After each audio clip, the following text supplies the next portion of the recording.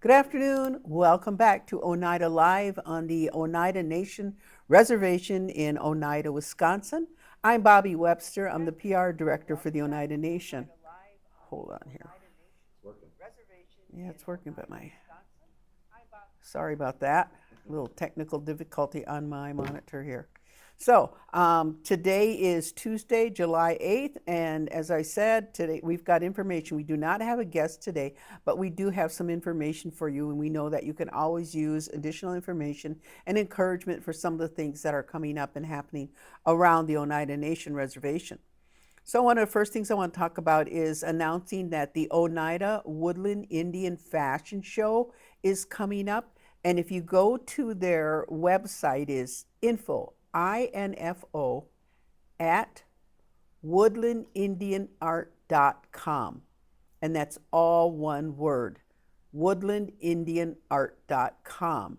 And there you'll see information about their upcoming events. And they do have an Indigenous fashion show coming up with their annual meeting or their annual art show.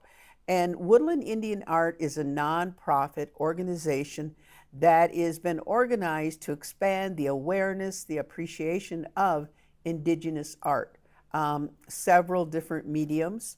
They work on events throughout the year and bringing Indigenous artists together to share their talents and their creative abilities, and also sometimes to sell and to just educate the world about woodland arts in the Midwest. So, as I said, their annual art market is November 21st through the 23rd. And if you go on their website, they have some information about the upcoming fashion show. And this week is the last call for Indigenous designers to participate in the fashion show. So you have to register, and it's a little bit of a detailed registration. And there's also a fee to pay, $25 fee. And the art show, the fashion show is just amazing. I've been there a few years. They have some of the most creative, talented designers.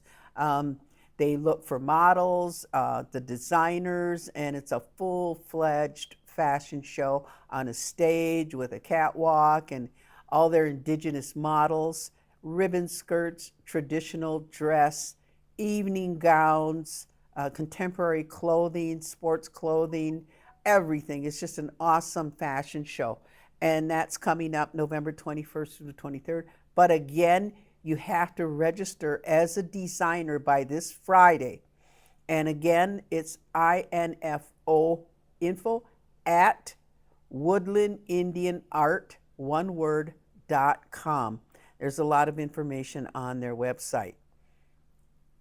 Also want to remind you and just give you a little bit of insight into today. There is a General Tribal Council meeting tonight, 6 o'clock at the Oneida Hotel Casino. The meeting is called to update our community, our Oneida citizens, on the Onyo de Aga Ni'i project, or the OPP project. And basically, it's about blood quantum. So the room is going to be set up a little differently than it is normally set up. And this meeting is going to be conducted a little differently. So I just want to tell you a little bit about some of the changes. The meeting will begin as usual. The doors will open at 4 o'clock. And the way the room will be set up is to allow all the individuals an opportunity to face one another. And hopefully it's more conducive to an open discussion and for sharing information and for seeing who's speaking and what's happening in the room. When the meeting is open, they will adopt the agenda. It'll go like every General Tribal Council meeting, but they plan to suspend Robert's Rules of Order.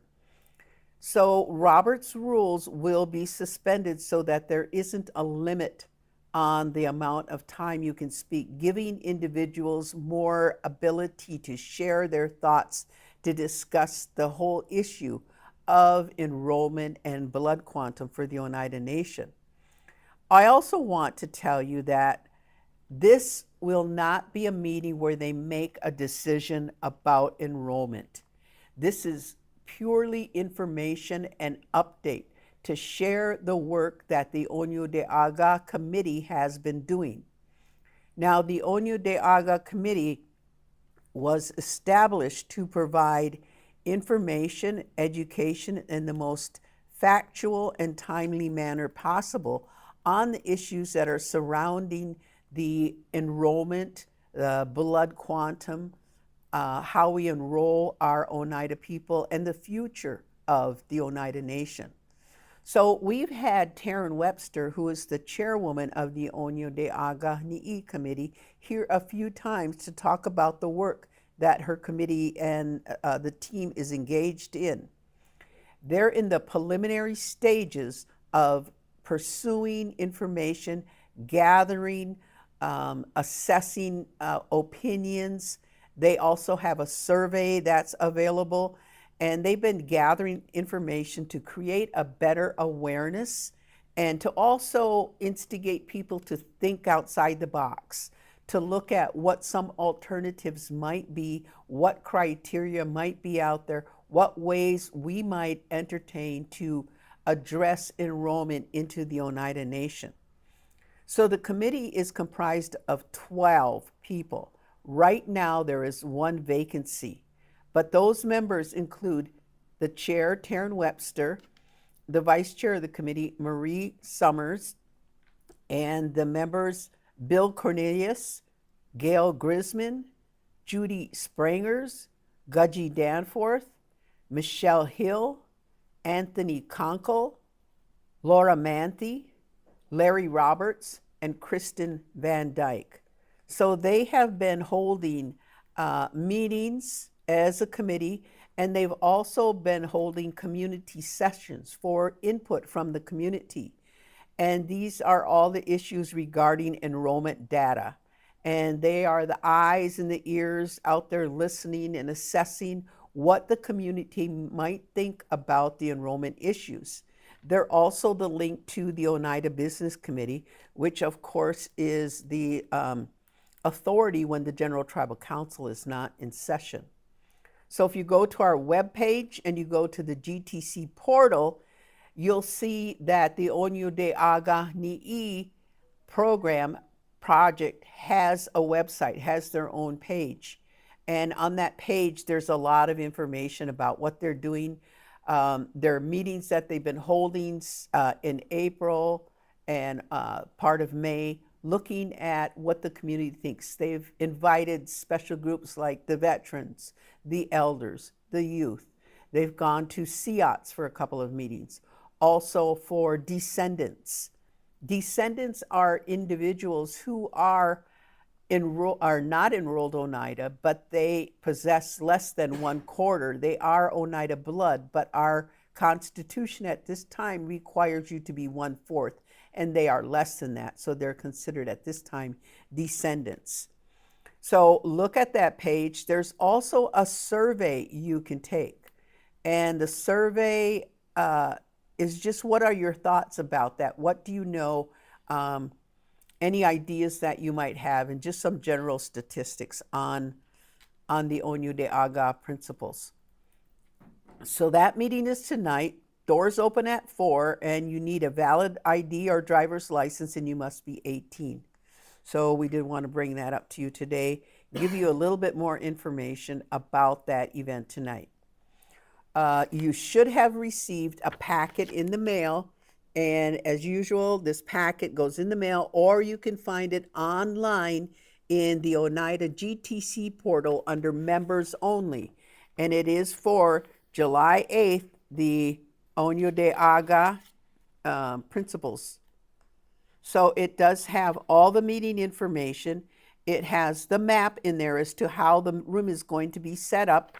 It has the resolutions in there, their plan, their update, the work that they're doing, and the scope of the project. All these things are included in there.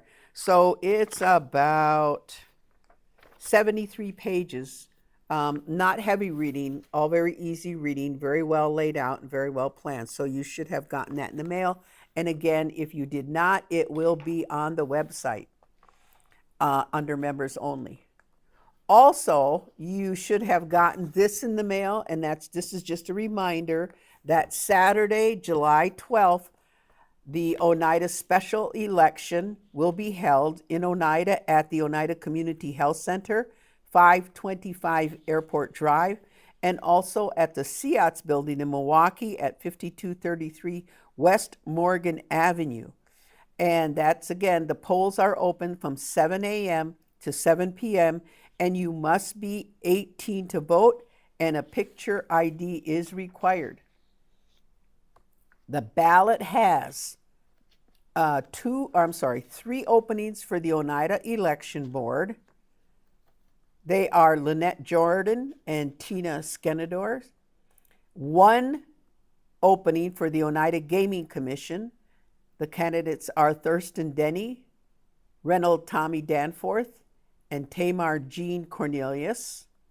Also, one for the Oneida Land Claims Commission. The candidates are Thomas Escamilla, Carmen Escamilla, and Donald D. McGlester.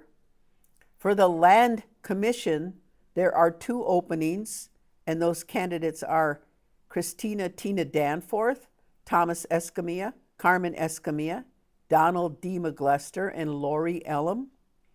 And there are three openings for the Oneida Nation Commission on Aging. Those candidates are Thomas Escamilla, Carmen Escamilla, Mary Leffler Cornelius, Bev Anderson, and Joseph Torres. And for the Oneida Nation School Board, there is one candidate, Carrie Wabanaskam.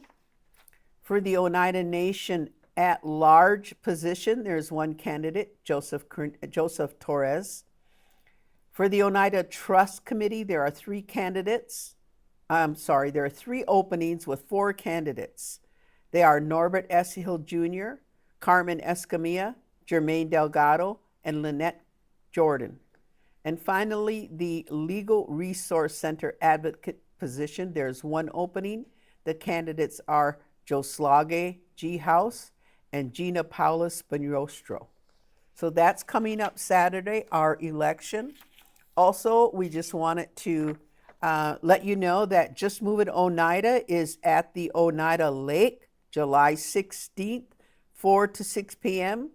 And they've got some gifts to give away, a tote bag and some buffalo sticks from the Oneida Nation Farm, and there's kayaking.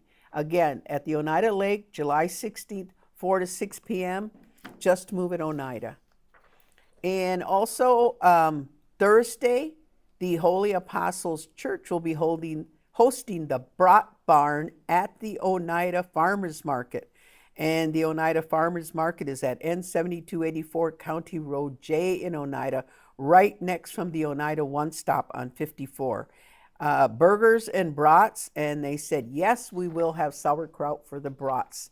And that's being hosted by the Holy Apostles Church at the Oneida Farmers Market.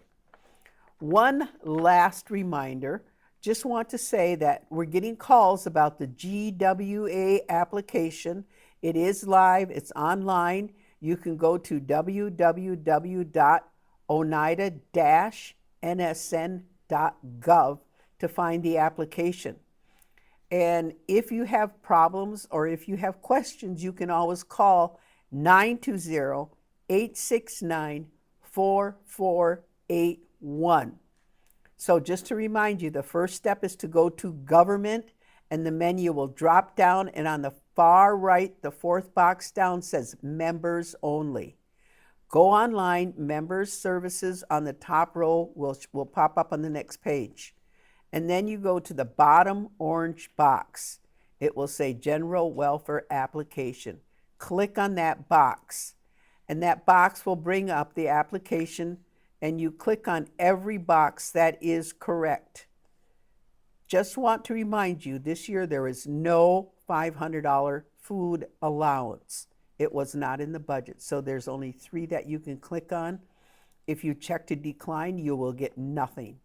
So make sure you read it and have it proofread, and that you check the correct boxes. When you hit submit, it may take a few minutes, but you will get a confirmation. Print or save your email confirmation that you receive for proof that you did submit it. Always keep your address and your bank information updated so when the checks are sent out, they go to the correct account or to the correct address. To update your members' information, you can go to member information and then to deposit information and make sure that that is the correct information for deposit or for an address to be mailed a check. And with that, that's our update for today. It's rather quick, but we're glad you shared it with us. And on Thursday, we will have Councilman Jamison Wilson here with his legislative update. Yawanko, have a great day.